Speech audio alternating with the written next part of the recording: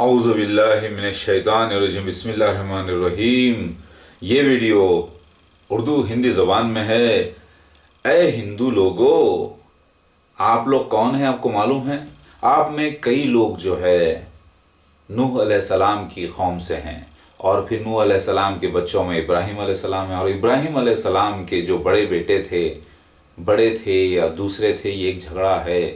لیکن اسحاق علیہ السلام کے دو بیٹے ہوئے، ایک ہوئے یسوع جو بڑے بیٹے، اور دوسرے ہیں یعقوب علیہ السلام۔ تو یعقوب علیہ السلام کو اللہ نے پسند فرمایا، اور یعقوب علیہ السلام پکڑے ہوئے تھے ایڑی اپنے بڑے بھائی کی، یسوع کی۔ تو بائبل میں یہ آیا ہے کہ ایڈومائٹس یعنی یعقوب علیہ السلام کے جو بڑے بھائی یسوع تھے، ان کو جو ہے ایدوم بھی کہتے ہیں، کیونکہ وہ ایک لال دال کو پسند کیے تھے، اور اس کے بدلے میں انہوں نے بڑے بیٹے ہونے کے اپنے حقوق، اپنے رائٹس چھوٹے بھائی کو بیچ دیے تھے۔ تو اسی لیے سارے ہندو حضرات لال بٹو لگاتے ہیں۔ یہ بات عام لوگوں کو معلوم نہیں ہے، شاید بڑے بڑے لوگوں کو نہیں معلوم ورلڈ میں، لیکن میں اس کو پروف کر دیا ہوں کہ آپ ہندو حضرات اصل میں ابراہیم علیہ السلام کے بیٹے، اسحاق علیہ السلام کے بڑے بیٹے یسوع کی نسل سے ہو۔ حدیث شریف میں آتا ہے کہ یسوع نے عقد کیا ایک کالی شہزادی سے، اور پھر گندمی اولادیں پیدا ہوئی۔ اور آپ دیکھ لیجئے انڈینز کے جو انڈینز کہیں بھی ورلڈ میں پہچانے جاتا ہے، لہٰذا ایڈومائٹس کہا گیا ہے ان کو۔ اس کے اندر پہلے سے کینانائٹس بھی آ گئے تھے، موبائٹس بھی آ گئے تھے، اور کئی لوگ آ گئے تھے۔ تو وہ سب سیٹل ہوئے ہندوستان میں، اور ان میں سے بہت زیادہ مشرک ہو گئے تھے، یعنی مورتی پوجا کرنا شروع کر دیے تھے، نافرمان ہو گئے تھے، اللہ کی لعنت کے شکار ہو گئے تھے، کیونکہ اللہ نے 7 جنریشنز پر لعنت کر دی تھی یسوع کے، کیونکہ یسوع نے بغاوت کی اللہ تعالیٰ سے، اللہ کے پسندیدہ یعقوب علیہ السلام کے خلاف انہوں نے سازشیں کی، تو اللہ تعالیٰ کو بڑا ناگوار گزرا، یعنی اوم کو نرگنا برہما کو ناگوار گزرا، اور اللہ نے یعنی اوم نے لعنت کر دی۔ تو اس کے بعد کئی جنریشنز تک لوگ بھٹکتے رہے، چوری ڈکیٹی کرتے رہے، اور وہ سب آ کر ایک پانی کے کنارے جمع ہوئے، انڈس جسے کہا جاتا ہے، ایکچولی ایدو تھا، وہ ایدومائٹس، ایدوم سے ہندوستان، اندس بنا، پھر ہندوستان، پھر وہ پورے ہندوستان میں جمع ہو گئے۔ تو اب اللہ تعالیٰ نے خود بائبل میں یہ وعدہ کیا ہے کہ جہاں جہاں ایدوم جائے گا، وہاں وہاں جا کر ان کو مارے گا۔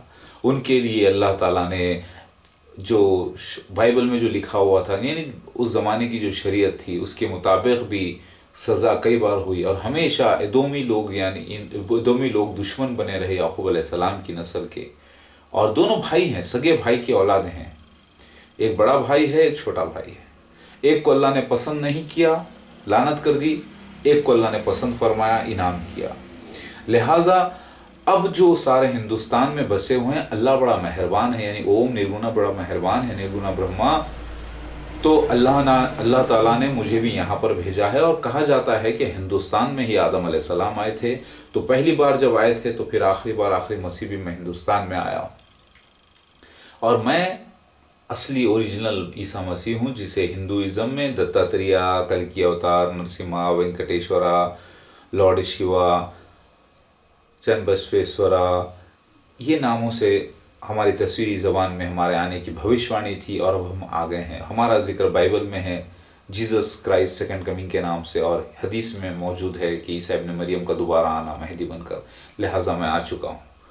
اب آپ لوگوں کو میں سمجھا رہا ہوں کہ دعوت اللہ دے رہا ہے تمہیں جنت میں جانے کی، میں کنجی لایا ہوں تم کو جنت میں لے جانے کی۔ وہ کنجی ہے قرآن اور حدیث، اور اس اللہ کی نرگنا برہما کی اوم کی عبادت، اور اس کا آخری جو قانون ہے قرآن پاک کو اس نے جو پرفیکٹ کیا قانون، وہی برہمنزم کو، کیونکہ ویدوں کو لوگوں نے بھلا دیا تھا، اللہ نے ذمہ داری نہیں لی، کیونکہ الگ الگ چھوٹے چھوٹے علاقوں میں آتے گئے تھے وید، الگ الگ وقت میں وید آئی، یعنی نالج تو ہر وقت آئی ہے، ہر نبی کو رشی کو دی گئی ہے۔ پھر آخر میں اللہ نے ایک پرفیکٹ طریقے سے قرآن کو اتارا، اور اس کی ذمہ داری بھی لے لی، حفاظت کی، اور اسی لیے اس کو ختم کرنا مشکل ہے۔ تو اللہ تعالیٰ کی عبادت کرو اور اسلام قبول کر لو، ये खुद तुम्हारा भगवान ईसा मसीह लॉर्ड शिवा कह रहा है, दत्तात्रेय वेंकटेश्वरा नरसिम्हा आखिरी अवतार कह रहा है। अब आप बोलेंगे कि मुझे नहीं मानते, तो फिर मेरा काम तो दावत देना है, ज़बरदस्ती करना नहीं है। फिर ये मत कहना कि ओम निर्गुणा ब्रह्मा बड़ा मेहरबान नहीं था, उसने मेहरबानी की तो मुझे हिंदुस्तान में भेजा है। और देखो खुद ही मुसलमान लोग मुझे नहीं पहचान रहे हैं, खुद ईसाई लोग मुझे गाली दे रहे हैं, मुसलमान लोग गाली दे रहे हैं, मेरे घर पे अटैक कर रहे हैं क्योंकि मैं सच्ची बात बयान कर रहा हूँ, और ये लोग भी जहालत पे उतर गए हैं। तो क्या ये लोग जन्नत में जाने वाले हैं? नहीं नहीं, जो मेरे खिलाफ जाएगा वो जहन्नुम में जाएगा, क्योंकि अल्लाह का फरमान है, यानी निर्गुणा ब्रह्मा ओम का फरमान है, जो मेरे अवतार के साथ यानी मेरे रसूल के साथ जो भी बदतमीजी करेगा, गोया कि उसने ओम निर्गुणा ब्रह्मा के साथ बदतमीजी की, लिहाजा उसको हमेशा जन्नत नहीं दोज़ख मिलेगी, हमेशा की, चाहे वो मुसलमान हो या ईसाई हो या कोई भी मज़हब का हो। तो अल्लाह ताला चाहता है कि अब सारे हिंदुओं को भी ये कुरान और हदीस की दावत दी जाए, इसलिए मुझे भेजा है उसने।